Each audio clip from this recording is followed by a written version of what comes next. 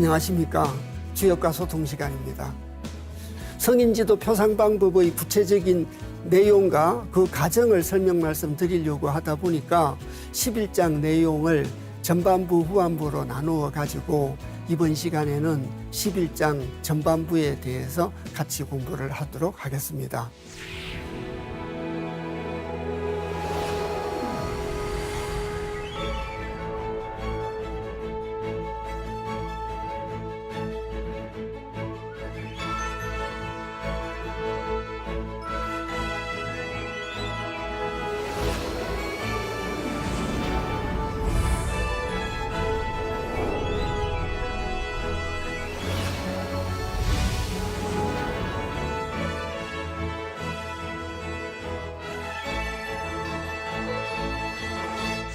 제11장을 한마디로 이렇게 말씀을 드리면 조금 있다가 이제 말씀드리게 될 도서원리의 도서라고 하는 것은 하도를 말할 때 그림도자를 보고 말을 합니다. 그리고 도서의 서자는 낙서의 글서자를 보고 말을 합니다.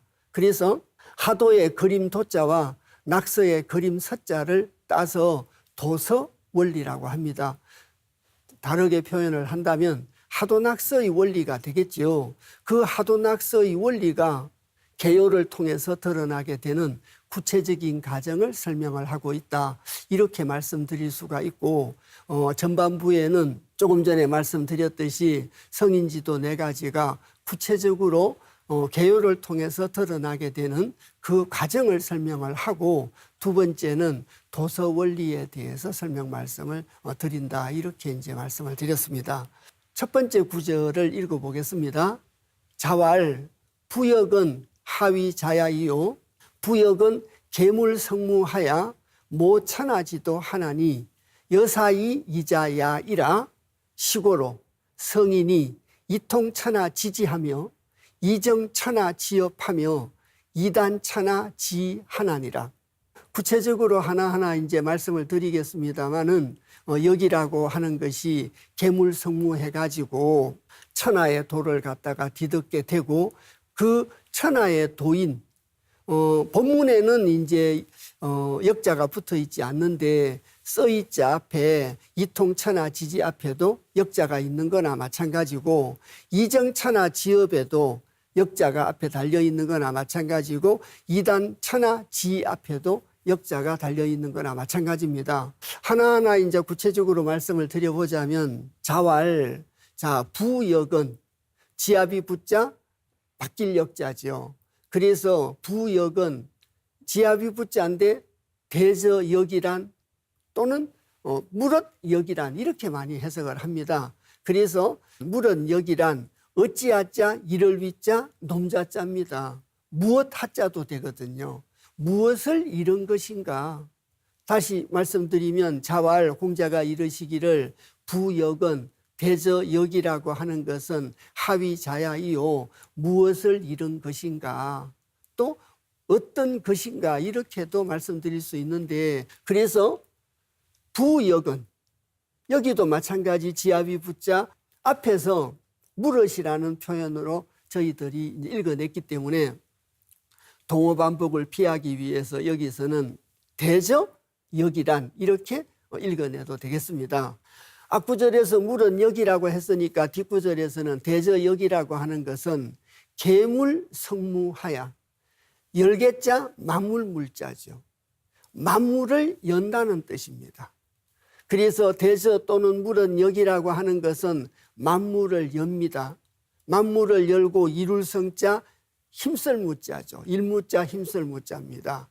그래서 만물을 열어가지고 일들을 이룬다. 마무리한다는 얘기죠. 다시 말씀드리면 계물은 하늘이 하는 거죠. 시작은 하늘이 하는 겁니다.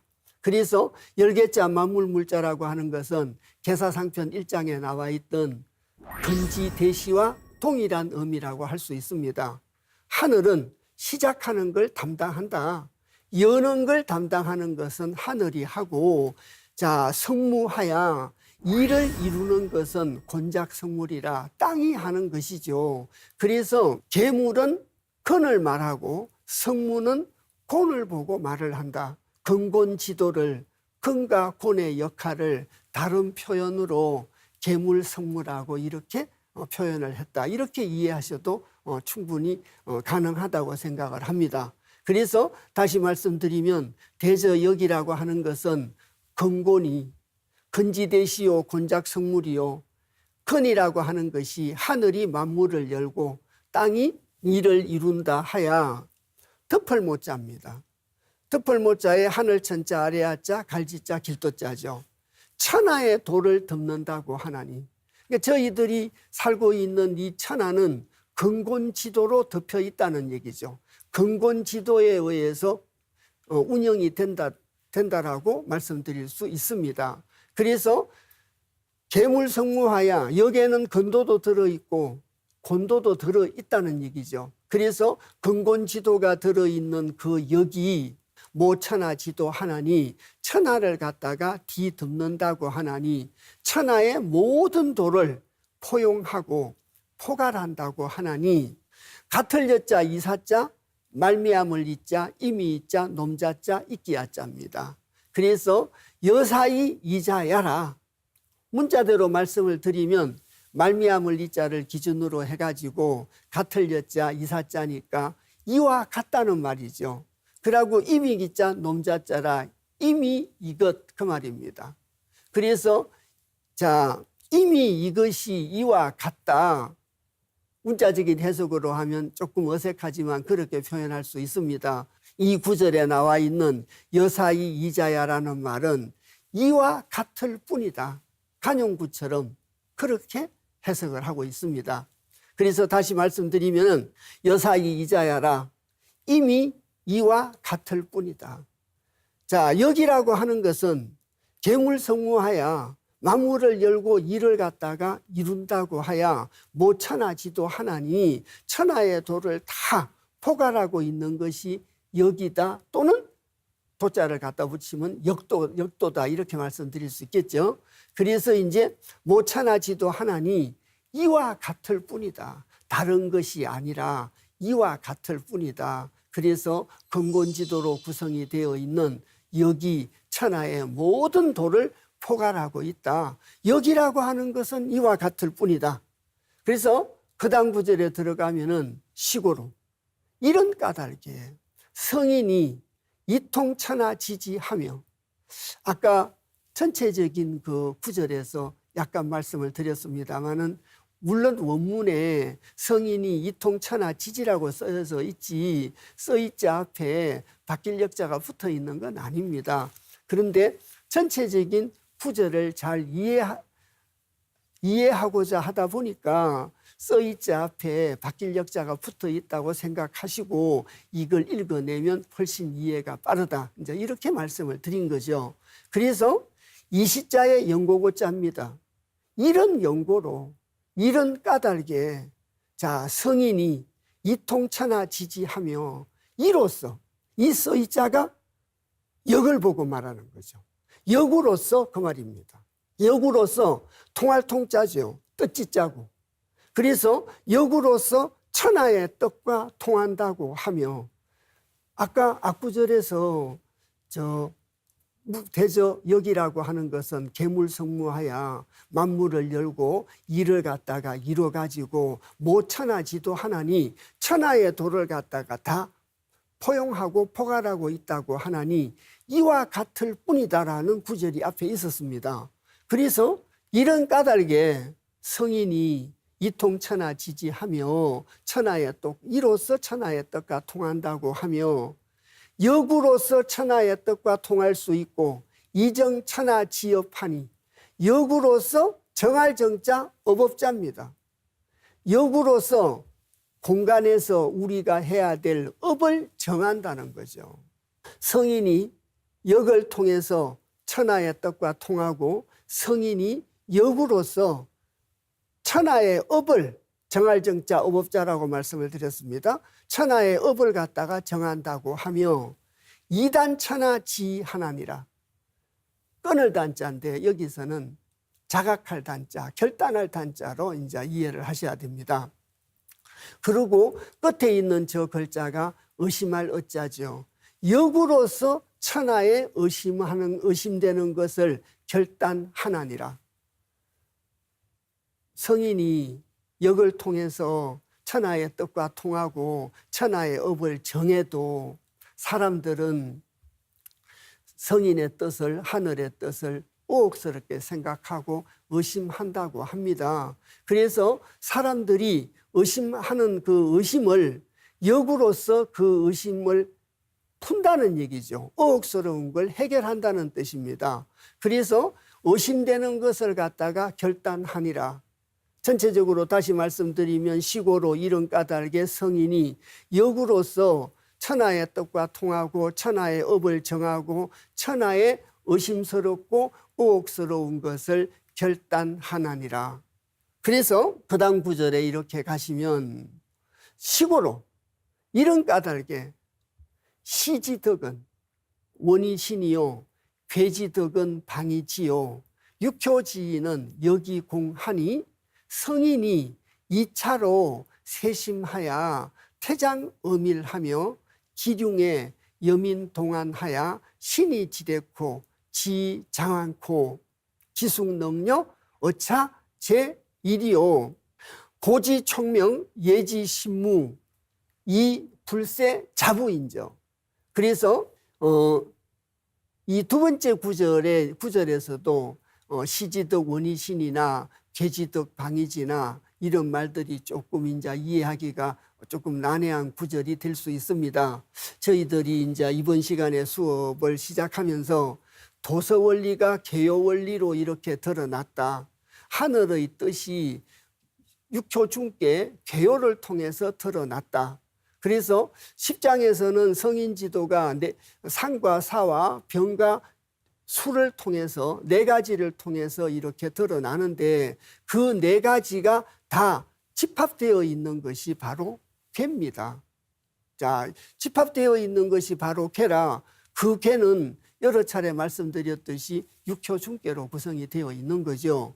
그래서 이제 하늘의 뜻이 신묘한 뜻이 육효중개인 개를 통해서 드러나게 되는 걸 구체적으로 설명하고 있는 것이 제11장이다. 이렇게 이제 말씀을 드렸습니다. 시고로 마찬가지 이시자 영고고자죠.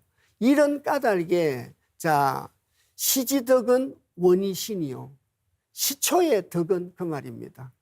저희들이 그 계사상편 9장 3번째 구절인 대연지수절에서 제가 시초 가지 50개를 갖다가 육효중개를 구하는 방법에 대해서 설명 말씀을 드린 적이 있습니다.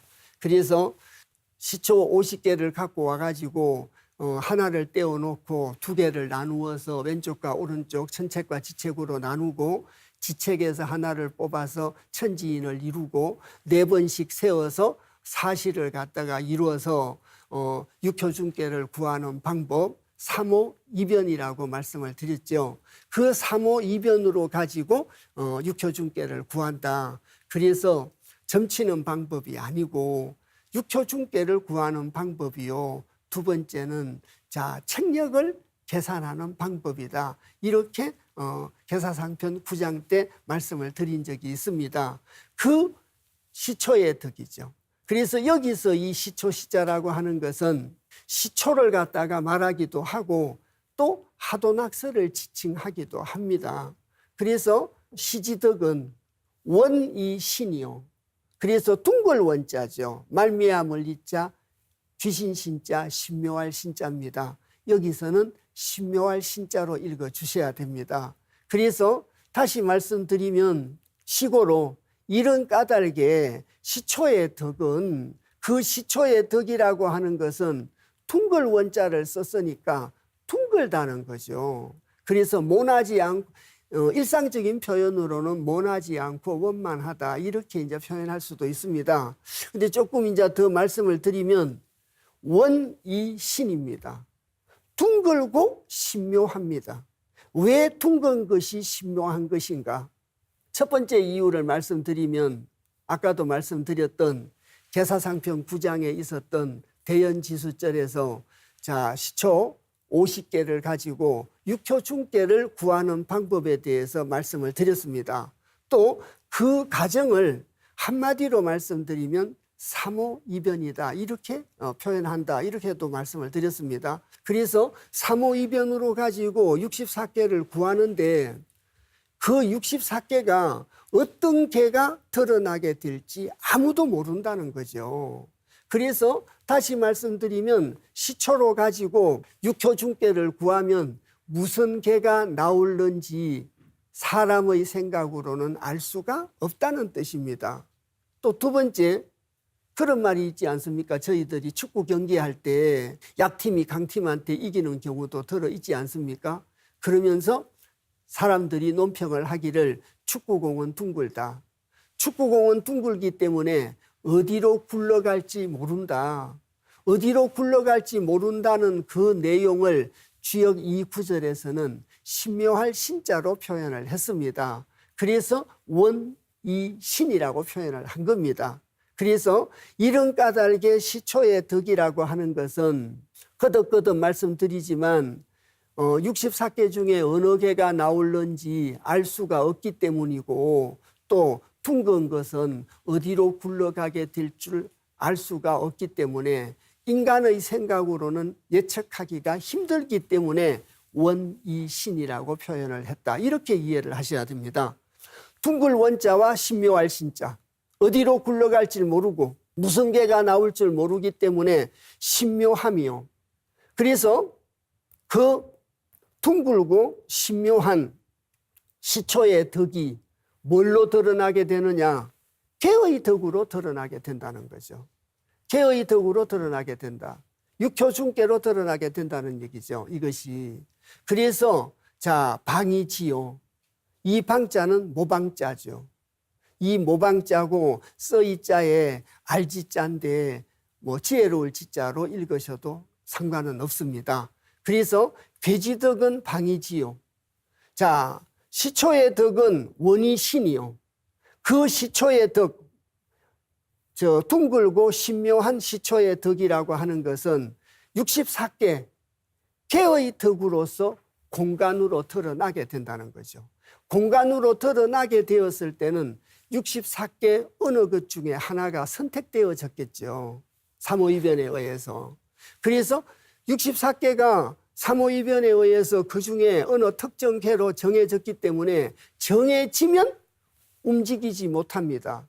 원은 굴러갈 수 있지만 네모가 전 방은 굴러갈 수가 없죠. 그래서 64개가 도출이 되면 굴러갈 수가 없기 때문에 방이라고 이렇게 이제 표현을 했습니다. 그래서 방이지요. 그래서 동서남북 사방이죠. 동서남북으로서 알고 개의 덕이라고 하는 것은 방으로서 알려주고 지혜로움이요. 육효지인은 여기공하니 육효의 뜻은 뜻이자죠. 오를 이자도 되고 뜻이자도 되는데 여기에서는 뜻이자로 이렇게 읽어내셔야 됩니다. 그래서 자, 육효의 뜻은 여기공이니 바뀔 역자, 써이자, 바칠 공자입니다. 역으로서 바친다는 뜻이거든요. 역으로서 바치는데 저 바칠 공자가 옛날에 이제 그 공납이라는 말이 있었죠. 그 지역마다 각종 특산물을 중앙관청에다가 세금으로 바치든 진상품으로 바치든 이렇게 바쳤습니다. 특산물을 바치는 게 공납이었는데 그 공납을 바칠 때 물목을 다 상세하게 써죠. 그 물목을 상세하게 써가지고 이번에 바치는 공납의 내용은 이런 것입니다 하고 물목을 갖다가 다 기록을 해가지고 선해청에다가 갖다 바쳤지 않습니까? 그렇듯이 저희들한테 시지덕은 원이신이요 둥글고 신묘한 개의 덕이 시초의 덕이 방정으로서 동서남북으로서 공간으로서 알려주는데 뭘로 알려주느냐? 개의 덕으로 알려주는 것이고 그 개의 덕으로서 공간으로서 알려주는데 육효의 뜻이 여기 공이니 역으로서 저희들한테 자세히 자세하게 아까 말씀드린 물목을 다 써서 자세하게 바치듯이 역에서는 육효의 뜻으로 가지고 역으로서 자세하게 저희들이 나아가야 될 길을 알려준다는 뜻입니다. 그래서 다시 말씀드리면 하늘의 뜻을 상징하고 천도를 상징하는 시지덕이 인도를 포함한 지도를 포함한 인도인 괴지덕을 통해서 육효중계의 계로 저희들에게 나아갈 바를 상세하게 알려주고 있는 것이 바로 주역이다. 괴지덕에 대한 육효중계는 이전에도 여러 차례 참 설명 말씀을 드렸고 시초의 덕과 관련된 둥글고 신묘한 시초의 덕에 대한 하도낙서에 대한 얘기는 후반부에 설명 말씀 드리게 됩니다. 그래서 우선은 1차적으로 시초를 의미하기도 하고 하도낙서를 의미하기도 하는 천도를 상징하는 하도와 지도를 상징하는 낙서를 지칭하는 시지덕은 원만하고 둥글고 신묘한데 이 둥글고 신묘한 시지덕이 개의 덕으로서 공간에 드러나가지고 알려주게 되고 더 구체적으로는 육효중계로서 우리에게 자세하게 알려준다는 뜻이죠.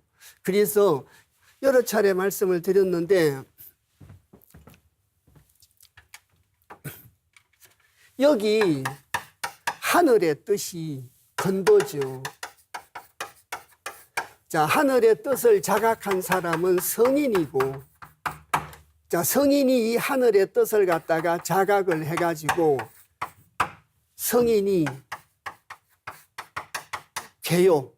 개요를 통해 가지고 괴에 붙어 있는 말씀은 괴사가 되고 효에 붙어 있는 말씀은 효사가 되겠지요.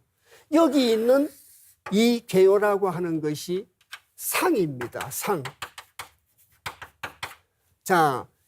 여기 있는 말씀이라는 게 두 번째 사가 되죠. 그리고 이 개라고 하는 것은 자주 말씀드렸듯이 위에 거는 땅이고 아래 거는 하늘이라 이건 지천택계를 의미한다 이렇게 되거든요. 그럼 이것이 바로 1번의 괴상입니다.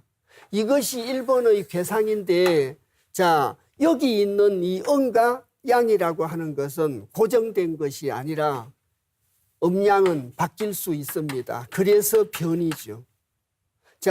그리고 네 번째 이 개를 통해서 말씀하신 성인의 말씀을 이치를 궁구하는 것이 바로 점입니다. 그래서 극수지례지위점이라고 말씀드렸죠. 이 네 가지를 통해서 성인 지도가 드러나게 되는데 10장에서는 성인 지도의 표상 방법에는 이런 네 가지가 있어 이렇게 말씀을 하고 있고 11장에서는 이런 네 가지가 구체적으로 어떻게 드러나는가. 그래서 지금 11장 9절을 적용시키면 이 개효가 하나, 둘, 셋, 넷, 다섯, 여섯, 6효로 구성이 되어 있지 않습니까? 그래서 6효로 구성이 되어 있는 개효의 뜻으로 가지고 우리에게 자세하게 뭐 한다고요? 바칠 공자, 바친다. 여기라는 게 사람들이 실천할 수 있도록 우리에게 자세하게 가르쳐 준 거라는 거죠. 시초의 덕이라는 건 이 부분에 속하는 거죠. 이 시초의 덕이 괴지덕으로 여기 있는 시초의 덕이 괴지덕으로 드러나서 우리에게 자세하게 알려준다. 이렇게 이해를 하시면 되겠습니다. 그래서 지금 현재 칠판에 조금 어색하게 그려져 있습니다만 이 도상이 주역 내용의 어떤 핵심이라고 할 수 있습니다.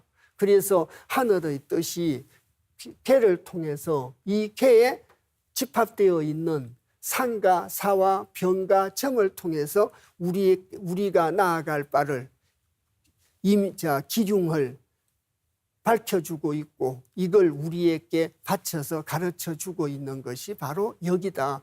여기라는 것은 이렇게 하늘의 뜻이 드러났다. 그 얘기를 하고 있는 것이 바로 이 구절이라고 할 수 있습니다.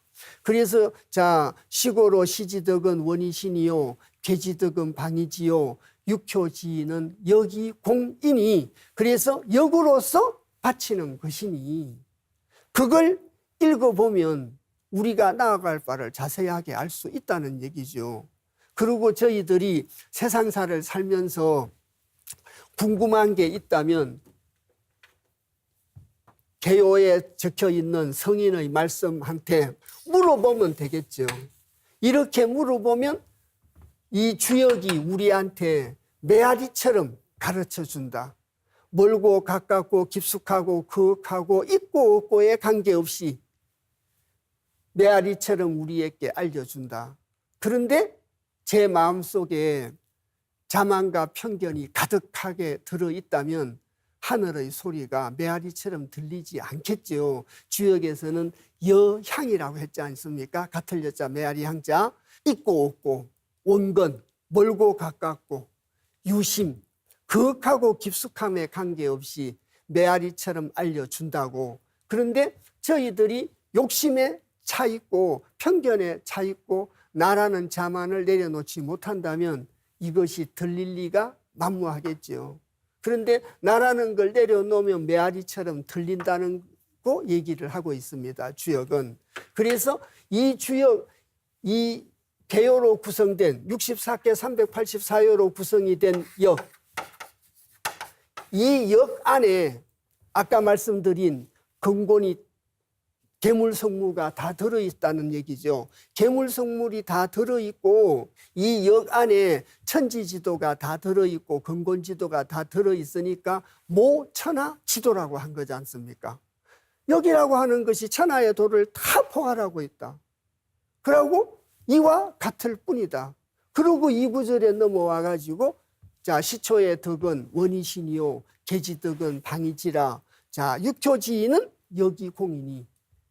거듭거듭 말씀드리지만 육효로 구성되어 있는 이 괴를 통해서 저희들에게 다 알려준다는 얘기죠.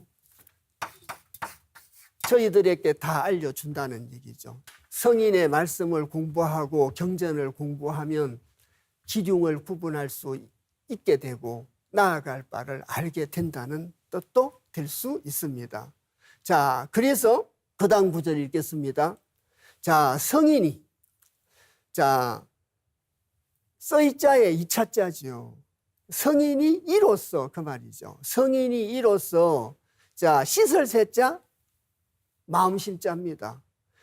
세심하야, 마음을 씻는다고 하는 것은 몸과 마음을 갖다가 단정하게 한다는 뜻입니다. 자, 아까 제가 나라는 걸 내려놔야 메아리처럼 들린다 이런 말씀을 드렸습니다. 그런데 하늘의 뜻을 자각한 성인조차도 써이자 이차자 이로써 세심하야, 자, 마음을 갖다가 씻어서 몸과 마음을 갖다가 단정히 해가지고 태장어밀하며 물러갈 태자에 간직할 장자, 어조사 어자, 빽빽할 밀자, 엄밀할 밀자입니다. 성인이 이로써 몸과 마음을 씻고 단정히 해가지고 자, 물러날 태자부터 먼저 해석하시고, 그러고 간직할 장자, 감출 장자, 어조사 어자, 엄밀할 밀자, 빽빽할 밀자가 있지 않습니까? 그러니까 물러나가지고 엄밀하게 간직하며 그 말이죠. 물러나서 엄밀하게 간직한다. 좀 더 유추 해석을 하자면 성인이 이로써 몸과 마음을 갖다가 단정히 해가지고 어디로 물러가 있느냐? 천도 속에 물러가 있는 거죠. 성인의 말씀 속에 물러나서 엄밀히 간직한다라고 하며, 그래서 성인은 물러나가지고 성인은 엄밀하게 간직한다. 간직하고 있지만 길흉에 여민동안하야 더불어 여자 백성민자 가틀동자 근심할 한자입니다. 성인은 2차 세심하야 이로써 몸과 마음을 갖다가 가지런하게 해가지고 태장엄밀이다. 그래서 성인의 말씀 천도 속에 물러나가지고 엄밀하게 간직하고 있는데, 엄밀하게 간직하고만 있는 것이 아니라 길흉에, 길하고 흉한 일이 생기면, 길하고 흉한 일이 생기면 더불어 여자 백성민자 같을동자 근심한자. 그래서 백성들과 더불어 함께 같이 뭐 한다고 썼습니까? 근심한다라고 썼지 않습니까? 태장음일해 가지고 그냥 천도 속에 고고하게 인간사를 갖다가 내려다 보면서 품위만 유지하고 있는 것이 아니라, 물러나서 태장음일하되 물러나서 엄밀하게 감추고 있되, 길사나 흉사, 길하고 흉한 일이 생기게 되면 같을 여자 더불어 여자 백성민자지 않습니까? 백성과 더불어서 같이 함께할 동자도 되죠. 같을 동자도 되고, 같이 또는 함께 근심한다는 겁니다. 같이 근심하여 신이 지레고, 마찬가지 신묘할 신자입니다. 그래서 써이자 알지자 올레자죠. 신묘함으로써 알지자 올레자, 다가옴을 뭐 한다는 겁니까? 안다는 거죠. 성인은 태장음일 해가지고 태장음일하고 있지만 길흉에는 백성들과 더불어 사람들과 더불어 같이 근심하여 신이 지레고 신묘함으로써 다가옴을 알게 된다는 거죠. 그러고 지장왕하나니, 이럴 때 저 알지자는 지혜로울 지자로 읽어주셔야 됩니다. 그래서 지혜로서 감출장자, 간직할 장자. 그래서 지혜로서 가랑자죠. 지나갈 왕자. 지나간 것을 뭐합니까? 간직한다라고 하나니. 그래서 신묘함으로서 다가옴을 알고 지혜로서 지나간 것을 간직한다라고 하나니. 주역은 악구절에서 역은 역수야이니라 그런 구절이 있었습니다. 극수 지례 지위 점이니 역은 역수야이니라. 그래서 거슬릴 역자인데 그 구절에서는 미리 역자다. 그러고 이제 숫자는 헤아릴 숫자다. 이렇게 말씀을 드렸습니다. 다시 말씀드리면 역이라고 하는 것은 미리 헤아리는 거죠. 성인이 원이신 둥글고 신묘한 것을 방이지 쾌를 통해 가지고 공간에다가 이렇게 이제 드러내고 그것을 갖다가 이렇게 공부를 하면 기미를 알 수가 있다. 그런 구절이 주역 도처에서 언급되고 있습니다. 그래서 지장왕하나니, 지혜로서 지나간 것을 간직한다. 지나간 것을 헤아려 보면 다가옴을 알 수 있다. 일반적인 얘기도 되겠죠.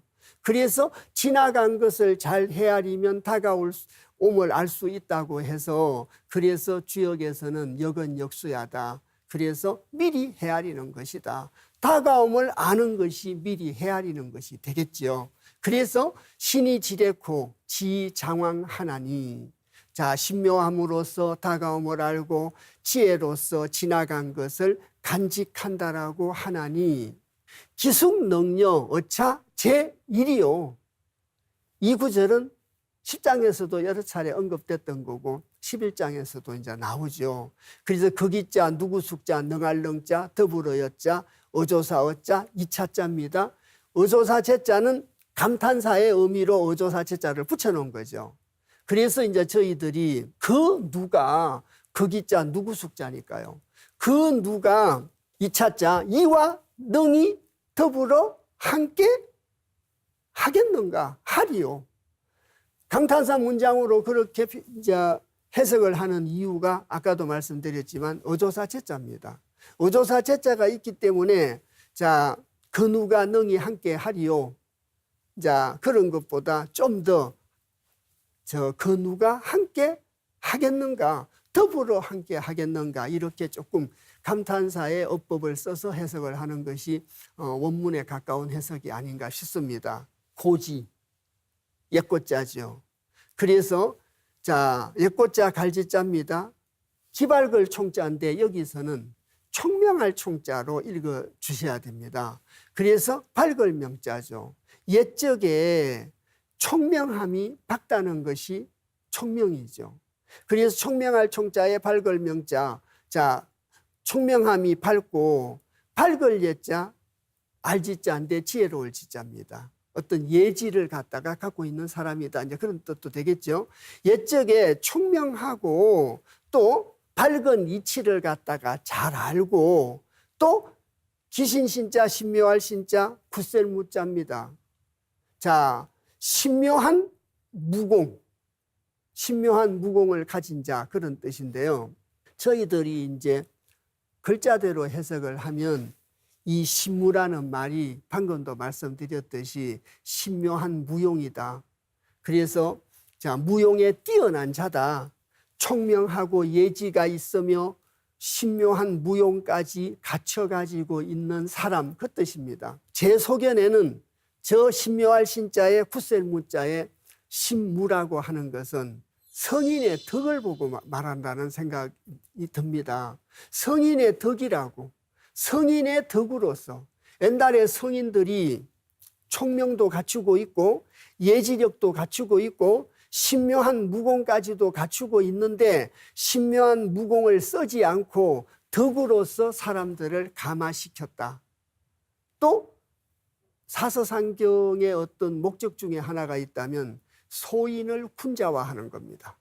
소인을 군자화하는 것이 사서상경의 어떤 목적 중에 하나이기 때문에 이 구절을 고지 총명 예지 신무이, 옛적에 총명하고 예지가 있고 신무, 그래서 아까 말씀드렸듯이 신묘한 무공인데 이 신묘한 무공이라는 것은 자, 복희신론과 같은 성인들이 덕으로서 사람들을 감화시켰던 그런 인을 바탕으로 한 덕, 신묘한 덕, 이렇게 이해를 해 주셔야 된다라고 생각이 들고요.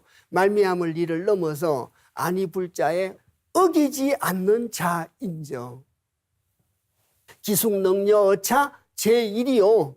그 누가 능히 함께 하리요.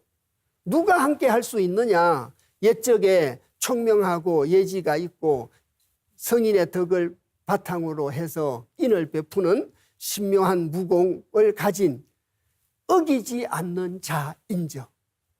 그 원이신 둥글고 신묘한 그런 그 이치를 어기지 않는 성인과 같은 사람들을 얘기하고 있다. 이렇게 이해를 해 주셔야 되겠습니다. 그래서 총명하고 예지력이 있고 덕을 바탕으로 인을 베푸는 사람들이 성인이겠죠. 그래서 이제 옛날에 어떤 역학자 중에 한 사람은 그 성인 중에 복희를 지칭한다. 왜? 걔를 제일 처음에 만든 사람이 복희 씨였기 때문에 저 신묘한 무공을 가진 총명하고 예지가 있고 신묘한 무공을 가지며 어기지 않는 자는 바로 복희를 말한다. 이렇게 해석한 분도 계십니다. 그래서 자, 역도라고 하는 것이 첫 구절이 자, 역으로서 천하의 뜻과 통하고 역으로서 천하의 업을 정하고 역으로서 오옥스러운 걸 결단하는 개요 원리를 밝히고 있다. 앞구절 뒷구절을 다 합치면 이런 뜻이겠죠. 그리고 자, 시명어 천지지도이 차러 민지고 하야 시영신물하야 이전 민용하니 성인이 2차 재개하야 이신 명기덕 부인저. 전반부의 어떤 마무리의 성격을 갖고 있습니다. 그래서 떼시자 써이자 밝을 명자 어조사 어자죠. 때로 그 시성에 맞게끔 어조사 어자가 있으니까 천지의 도부터 먼저 해석을 해야 되니까 천지의 도를 자 밝히고 천지의 도를 갖다가 그 시성에 맞게끔 밝히고 말미암을 이를 넘어서 살필 차자 또 어조사 어자가 있습니다. 백성민자 갈지자 영고 고자를 썼습니다. 자, 천지의 도를 갖다가 그 시성에 맞게끔 밝히고 백성의 영고를 갖다가 살핀다 하야. 그래서 천지의 도를 갖다가 시성에 맞게끔 밝히고 더불어서 백성의 용고를 살핀다 하야 자 시영 귀신이 이전 민용하니 이 시자죠. 자 흥할 흥자 일흥자 흥할 흥자입니다. 신묘할 신자에다가 만물물자죠. 그래서 자 이 신물을 일으켜서 이 신물이 흥해서 그래서 이제 제가 11장 내용이 설명드려야 될 내용이 많기 때문에 이번 시간에 전반부를 말씀드리고 이 신물에 대한 하도낙서에 대한 얘기는 후반부의 얘기죠. 다음 시간에 이렇게 이제 말씀을 드리겠습니다. 그래서 이 신물이라는 것이 신묘한 물건이라고 하는 것이 후반부에서 설명 말씀드리겠습니다만은 하도낙서를 말합니다. 이 신물이 흥하야 하도낙서라고 하는 신물이 흥하야 천도를 표상하는 하도와 지도를 표상하는 낙서가 흥하야 천지지도가 흥하야 이전 민용하니 써이자 앞전자 백성민자 썰용자죠. 이로써 백성보다 앞서서 써니 백성보다 앞서서 인도를 하니 저 앞전자가 동사의 표현일 때는 인도한다는 뜻을 갖고 있습니다. 이전 민용이라는 것은 성인이 하늘의 도를 시성에 맞게끔 밝히고 백성의 영고를 갖다가 살펴서 자 시영 신물하야 이 신물을 갖다가 일으키고 흥하게 해서 그 신물을 흥하게 해가지고 이전 민용하니 이로써 백성들이 쓸 수 있도록 인도를 하니 근원적인 뜻은 그렇습니다. 글자로서는 이로써 백성보다 먼저 사용하니 이제 이렇게 해석할 수 있습니다. 그런데 저 앞전자를 아까도 말씀드렸듯이 인도한다는 뜻으로 해석을 해서 하도낙서를 갖다가 일반 사람들이 어떻게 마음대로 사용을 할 수가 있겠습니까? 이건 이런 뜻이고 이건 이런 뜻이다라고 상세하게 설명이 된 연후라야 성인이 백성들이 쓸 수 있도록 인도를 해야 천지지도를 쓸 수 있다. 이런 뜻으로 이해를 하셔야 되지 않겠나 싶습니다. 그 다음 구절이 이제 전반부 마지막 구절이라고도 할 수 있습니다. 그래서 성인이 2차 재개하야 20명 기덕부 인저 재개라고 하는 것은 자 재개할 제자에 경계할 개자라 저희들이 일상적으로 모욕 재개한다고 할 때 그 재개의 의미와 같습니다.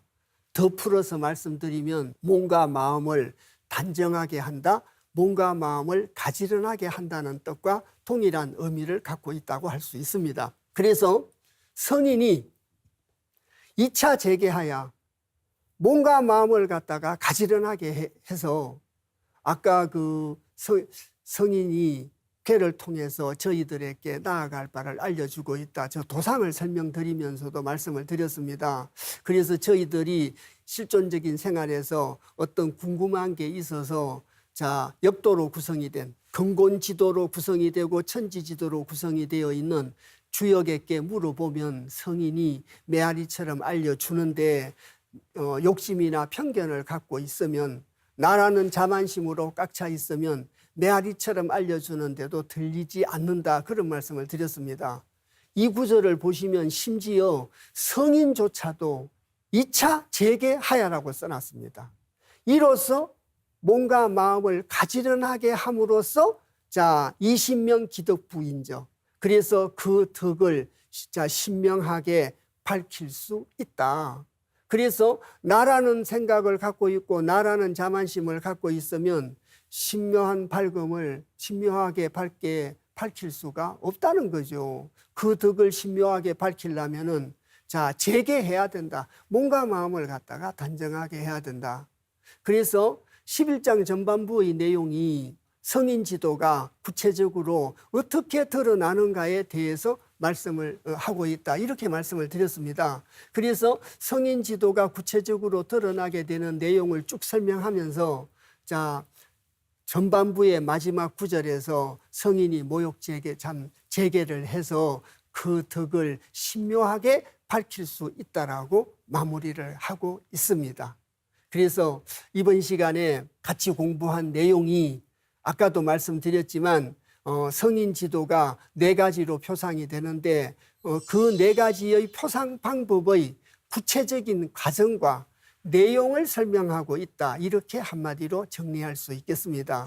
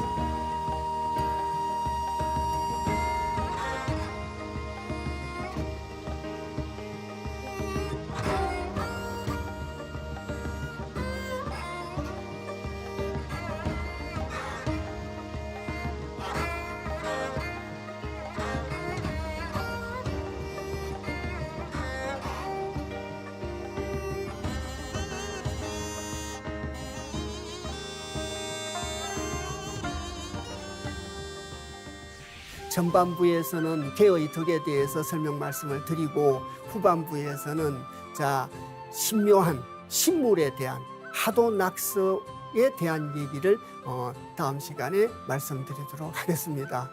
오늘 같이 공부해 주셔서 대단히 감사합니다.